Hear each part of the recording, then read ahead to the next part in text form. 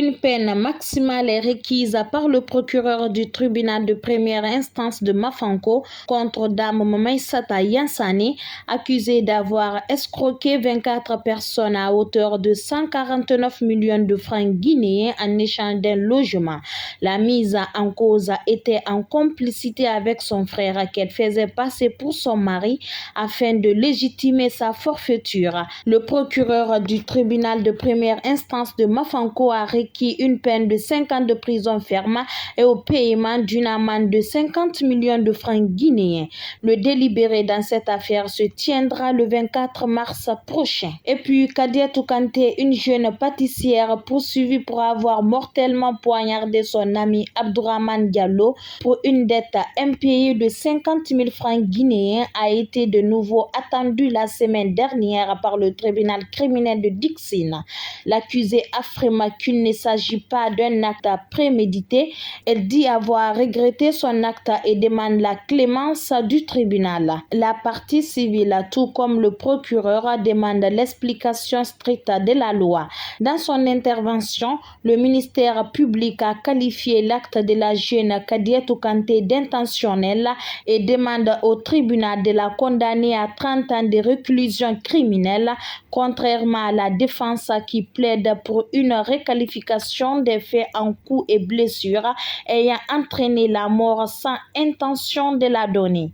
L'affaire a été renvoyée le 20 mars prochain pour le délibéré. Ensuite, au moins 6 orpailleurs ont perdu la vie dans une série d'éboulements en l'espace d'une semaine dans la préfecture de Sigiri, située à plus de 780 km de la capitale Conakry, une annonce faite par la Croix-Rouge locale. C'est dans les districts de Kolenda, Namankundala et Siladala, dans la commune rurale de Doko, que les premiers drames ont eu lieu. Puis dans le district de Sétigia, relevant de la sous-préfecture de Kintinia. Des tragédies qui illustrent la dangerosité de l'exploitation artisanale de l'or. À la suite d'un vent violent, le grand fromager qui se situe au centre-ville de la commune urbaine de Kissidougou s'est effondré hier dimanche 16 mars 2025.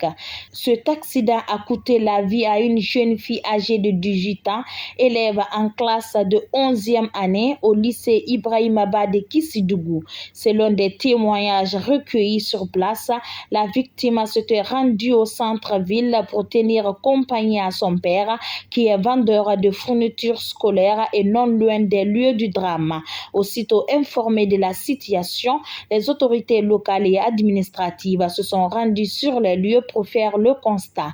Par la même occasion, le préfet de Kissidougou a présenté ses condoléances à la famille éplorée et a demandé à l'ensemble des citoyens d'être prudents et vigilants. Enfin sport, l'ancien défenseur international malien Fousseni Diawara fait son retour chez les Aigles. Il a été nommé sélectionneur de l'équipe U23 du Mali. Après avoir occupé le poste d'adjoint chez les Aigles seniors, il prend désormais les rênes des espoirs maliens, une nomination officialisée par la Fédération malienne de football.